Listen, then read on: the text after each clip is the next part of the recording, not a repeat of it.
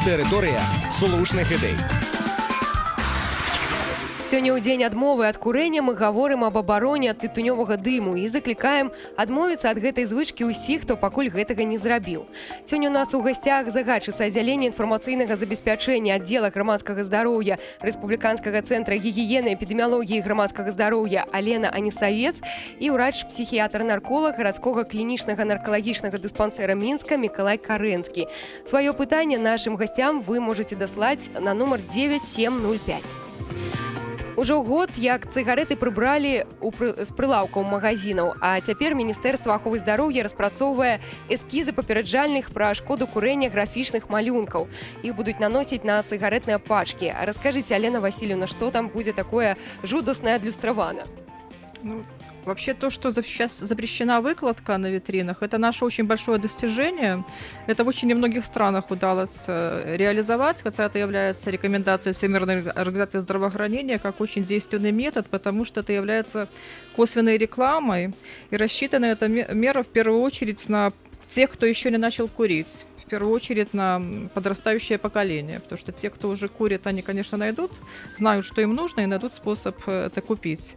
А те, кто еще не курит, как показывает статистика, эта мера очень эффективна, чтобы они так и не начали курить.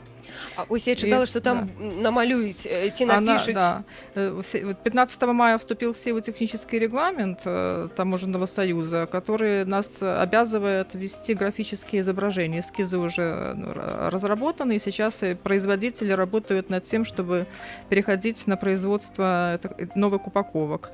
Эта мера тоже очень эффективна. Как показывает опыт стран, в которых уже введена такая мера, там в первый год введения этих упаковок снижение продаж падает там на существенные цифры, там до 10 и выше процентов.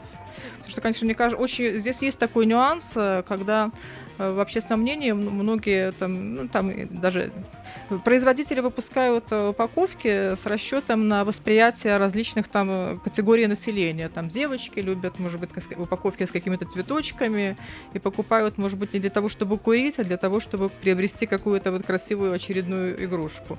А когда на упаковках будут изображения, во-первых, они не очень эстетичные, не очень приятные, это уже один момент, через который работает эта система.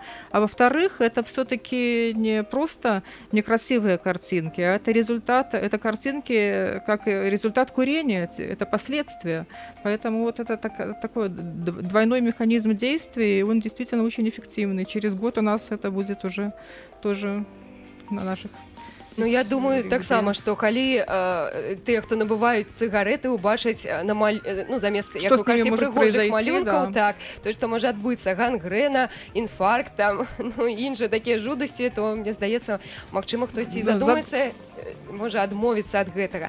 А скажыце, а электронныя цыгареты вось называюць бомбай запаволенага дзеяння. Здаецца, спачатку заклікалі з іх дапамогай адмаўляцца ад курэння, а цяпер пераглядзелі медыкі свае адносіны і ўжо так кажуць, што гэта Но в настоящее время проблема в том, что электронные сигареты еще очень мало изучены. Однозначно уже существуют исследования о том, что содержащиеся в растворах компоненты очень сильно вредят здоровью, так как и тех, кто потребляет эти сигареты, так и путем попадания в окружающее пространство и действия на людей, которые окружают курильщиков, потребителей электронных сигарет. Уже есть случаи о том, что очень негативных последствий от их потребления, о том, что эта мера действительно приводит к отказу от курения. Такие результаты тоже не подтверждены, скорее наоборот. Часто бывает, что начиная с курения электронных сигарет, так как они содержат никотин, возникает никотиновая зависимость, и в дальнейшем люди переходят на курение еще и вдобавок и реальных табачных изделий. Или происходит двойное курение, как электронных, так и табачных, обычных табачных сигарет. Поэтому и мировая общественность, электронные сигареты запрещены. Продажа их запрещена там, во многих странах. Да, в 13 странах. Уже нават 13 краін. В 13 странах запрещена продажа, в 39 странах запрещена их реклама, в 30 запрещено их использование в общественных местах, поэтому мировая общественность уже понимает их негативное влияние и уже идет тоже по пути отказа и регулирования.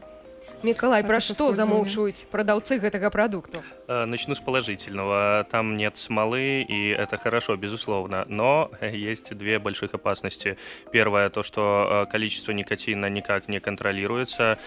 Человек не вынимает сигарету из пачки, нету какого-то периода без сигареты, и получается, что можно дуть эту дудку очень долгое время, и концентрация никотина в результате выкуривания электронной сигареты в день раз в 5, а то в 10-20 больше в организм поступает, нежели с обычной сигареты. И это на самом деле очень плохо, потому что все проблемы от никотиновой зависимости — это зависимость от вещества никотин, а там как раз это вещество поступает во много раз больше. И мы как раз переходим к тому факту, что логично такой способ бросить курить никак не эффективен. Я думаю, это скорее как пропаганда табачных компаний, когда их прижали, взяли много миллиардов долларов, санкции с них, и вот, давайте бросьте курить, вот у нас есть еще один метод, чтобы поджать эти деньги обратно.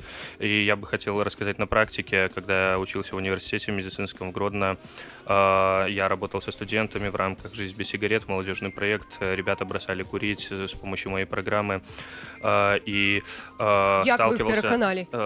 я столкнулся с такой проблемой, что они, вот некоторые подходили, говорили, я почти бросил с помощью электронной сигареты. Я знаю около 100 таких случаев. И картина одинаковая. Сперва они полностью переходят на электронку с никотиновой жидкостью, потом какое-то время ее курят, переходят на безникотиновую, и тут начинается привет. Они потянут безникотиновую, сходят быстро за угол, стрельнут у человека настоящую сигарету. Ну, они в тайне хранят, и в результате потом они курят жидкость безникотиновую в сигарете электронной и обычную сигарету, а потом возвращаются на обычную сигарету и вкурят в 2 раза интенсивнее. Вот, собственно, и...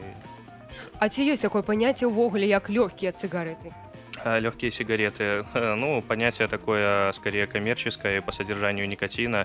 Никотина и смолы там действительно содержится меньше, но у курильщиков есть в составе зависимости такая вещь, как толерантность. То есть, когда развивается зависимость от никотина, им со стажем курения все больше и больше этого никотина надо. Сперва это 10, ну, к примеру, я говорю к примеру, без цифр, 10 миллиграмм, потом 20 миллиграмм, 30, 40, 50. Если, соответственно, это легкая сигарета, то ее нужно тянуть интенсивнее. Они, когда переходят на легкие сигареты, глубже затяжка, старательнее. И не одна уже сигарета крепкая, а 2 легких. Курица намного чаще и намного глубже вдыхается, поэтому это хуже. Ну і нарэшце асноўнае на сённяшні дзень, у дзень адмовы ад тытуню пытанне, якія спосабы кінуць курыць, ці ёсць спецыяльныя таблеткі? Конечно, есть много способов бросить курить, но если грамотно подходить к этому вопросу, нужно знать о самой картине болезни. В медицине называют патогенез никотиновой зависимости, патогенез болезни. Она состоит из 2 частей: физиологическая, проявляется абстинентным синдромом в течение 30 дней, и психологическая. С психологической нужно работать какими-то психологическими способами. Это вот когнитивно-поведенческая психотерапия, методы очень отличные. Ну, можно Алена Карра почитать, хотя он мало кому помогает. И с физиологическим синдромом отмены нужно работать медикаментозно, и хорошее средство аурикулярная акупунктура. Но не забывайте, что главное — это мотивация. Если у вас очень хорошая мотивация, вы можете бросить курить и пережить этот синдром отмены сами, без всяких средств. Но лучше всего обратиться к специалисту сферы психического здоровья. Врач, психиатр, нарколог может вам помочь. А якія дні самыя такія складаныя? Вось колькі, ну, вось трэба вытрымаць чалавеку, які збіраецца кінуць курыць? Сколько дней нужно человеку, чтобы... Ну так, да? ну вот я чула, что 2-3 тыдні, вот это такие период самый складанный. Это абстинентный синдром как раз. Это физиологическая зависимость, которая максимально проявляется 30 днями по данными Cochrane Library из Британии. Это база медицинских исследований клинических. Ось на что настроиться тем, кто вот, правда, то, что будет бросать. сложно. Будет Видать. сложно, будет много переживаний, негативных эмоций. Скорее всего, если вы курите долго и крепко, и вам тяжело бросить, и были уже такие попытки, но вы должны понимать, что подготовиться, что это будет сложно, но у вас будут плюсы, вы начнете больше запахов различать, у вас обновятся вкусовые рецепторы. Если раньше это просто хлеб, сейчас можно уже в хлебе чувствовать разные оттенки вкуса. И пользуйтесь этими возможностями, не говорите, что я, бросая курить, отказываюсь от чего-то. Это не отказ, это приобретение новых возможностей. И только в том случае, если вы будете концентрироваться на этих новых возможностях и замечать, как вам становится лучше, только тогда вы действительно покончите с этой зависимостью. Ну, і можна, напэўна, так думаць, што на тыя грошы, якія зэканомяцца, дзякуючы вось адказу ад такой звычкі дрэннай, можна купіць сабе, зрабіць такі прыемны падарунак. Ну, возможно, если с вами это сработает, это хорошо, но со многими людьми, которые были в выборочной группе, это не сработало. Ну, просто я советую эти деньги не спускать в унитаз. Лучше, когда вы спускаете в унитаз деньги, это значит то, что вы просто их теряете. А здесь вы приобретаете риск развития разных заболеваний. Это то же самое, что онкозаболевания, рак у нас не лечится, это известно, это очень плохо, от рака умирают. Поэтому задумайтесь, куда вы хотите тратить свои деньги. На свое здоровье, удовольствие, либо просто спустить их в унитаз, либо потратить, чтобы повредить себе здоровье и будущее. Заканчивается час нашей программы. Два слова літаральна. Скажите, ці ёсць таблетки, ці конкретный урач, до якога можна звярнуцца? Тым, кому вельмі складана. Есть медикаментозная терапия, это таблетки. У нас в минских аптеках больше доступно средства Табекс. Также я советую принять антидепрессанты, преимущественно активирующего действия. Это из них на слуху Аурорикс. Если его нет, можно в дальнейшем просто проконсультироваться с психиатром-наркологом, он грамотно подскажет. Ну, дело в том, что лечение по фотографии, по телефону – это плохой вариант. Кожны другі курэц жадае пазбавіцца ад шкоднай звычкі, але атрымліваецца гэта не ва ўсіх. Для большасці патрэбны добры стымул. Сёння ў сусветны дзень адмовы ад тытуню можна скарыстацца такой магчымасцю. Нагадаю, што на вашы пытанні сёння адказвалі загадчыца аддзялення інфармацыйнага забеспячэння аддзела грамадскага здароўя Рэспубліканскага цэнтра гігіены, эпідэміялогіі і грамадскага здароўя Алена Несавец і ўрач-псіхіятр-нарколаг гарадскога клінічнага наркалагічнага дыспансэра Мінска Мікалай Карэнскі.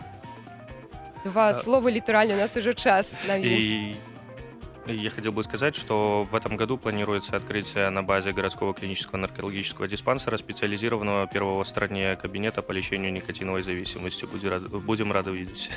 Сустрэнемся праз тыдзень, каб зноў абмеркаваць нешта цікавае. Шчасліва.